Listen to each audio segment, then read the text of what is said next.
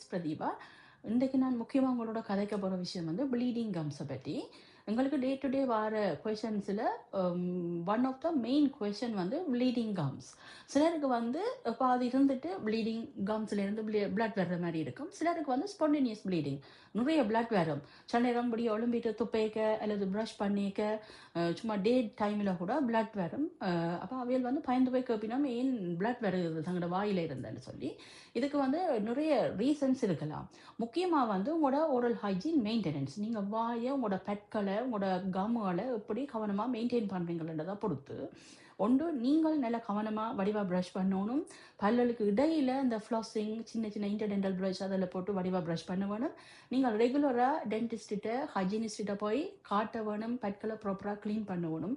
அதுகளை வடிவாக மெயின்டைன் பண்ணாட்டி உங்களோட பெட்களில் வந்து சாப்பாடுகள் பாக்டீரியாக்கள் போய் இரிட்டேட் பண்ணுறதால உங்களோட கம் வந்து வீங்கி சிவந்து பிளட் வர்ற மாதிரி வரும். அதில் ஒரு ஏர்லி ஃபார்மை சொல்கிறது ஜிஞ்சவைட்டிஸ்ன்னு சொல்லி. அது ரிவர்சிபிள். அது தண்டவாடுக்கு நீங்கள் வடிவாக மெயின்டைன் பண்ணிங்கன்னா உங்களுக்கு நார்மலுக்கு வரும். அதை நீங்கள் கவனிக்காமல் விட்டு வேறு வேறு இதுகளையும் சேர்ந்து வரையக்க ஒரு அக்ரஸிவ் ஃபார்மாக கொஞ்சம் சிவியர் ஃபார்மாக வாரது சொல்கிறது பெரியோடோன்டைட்டிஸ். இந்த கம் கண்டிஷன்ஸ், இந்த இதுகள் வந்து உங்களோட கம்முகளில் வந்து நோவையும் வீக்கங்களையும் ப்ளீடிங்கையும் கோஸ் பண்ணும். அதை விட நீங்கள் எடுக்கிற சில மெடிகேஷன்ஸ், பிளட் தின்னஸ் வந்து ப்ளீடிங்கை கோஸ் பண்ணலாம். சில medical conditions, bleeding disorders, diabetic, அப்படி வர சில மெடிக்கல் கண்டிஷன்ஸ் வந்து உங்களோட வாயில் பிளட்டை வர பண்ணலாம்.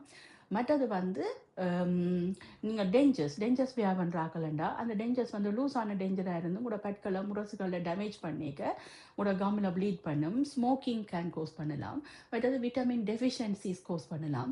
அப்போ உங்களுக்கு வந்து ப்ளீடிங் கம்ஸ் இருக்குதுண்டா இது வந்து நீங்கள் இமீடியட்டாக நீங்கள் ஒரு டென்டிஸ்ட்டை கன்சல்ட் பண்ண வேண்டிய விஷயம். அதை டிலே பண்ணாதீங்கோ. உடனடியாக ஒரு டென்டிஸ்ட்டை போய் காட்டினீங்கன்னா அவையல் வந்து உங்களோட வாயை கிளினிக்கலாக வடிவாக பார்ப்பினம், தேவையான ரேடியோகிராஃப்ஸ் எக்ஸ்ரேஸ் எடுப்பினம். அதை விட உங்களோட கம்முகளுக்கு வந்து ஸ்பெஷல் செக்அப்புகள் இருக்குது. பிபி ஸ்கோர் மாதிரி உங்களோட பாயிண்ட் சார்ட்டிங்னு சொல்லி உங்களோட பல்லுகளை வடிவாக செக் பண்ணுவீனம். அதை செக் பண்ணிக்க உங்களோட கம் டிசீஸ்கள் ஏதாவது இருந்தால் அவையால் ஏர்லியாக அதை கண்டுபிடிக்கக்கூடியதாக இருக்கும். பட் அது உங்களோட மெடிக்கேஷன்ஸ் டீட்டெயிலாகவே செக் பண்ணிக்க அதால் ஏதாவது மெடிக்கேஷன்ஸா அல்லது உங்களோட ஏதாவது மெடிக்கல் கண்டிஷன்ஸ் இது இன்ஃப்ளூயன்ஸாக இருக்கான்றதை அவையால் ஏர்லியாக கண்டுபிடிக்கக்கூடியதாக இருக்கும். இது வந்து ஒரு ஒன் ஆஃப் த இம்பார்ட்டன்ட். இது வந்து நீங்கள் அதை இக்னோர் பண்ணாமல் உடனடியாக நீங்கள் டென்டிஸ்ட்டை காட்டி செக் பண்ண வேண்டிய விஷயம். நான் இனி இந்த அடுத்த வீடியோவில் வந்து கூட இன்னொரு முக்கியமான பிரச்சனை விஸ்டம் டூத் பெயினை பற்றி நான் உங்களுக்கு விளங்கப்படுத்துகிறேன்.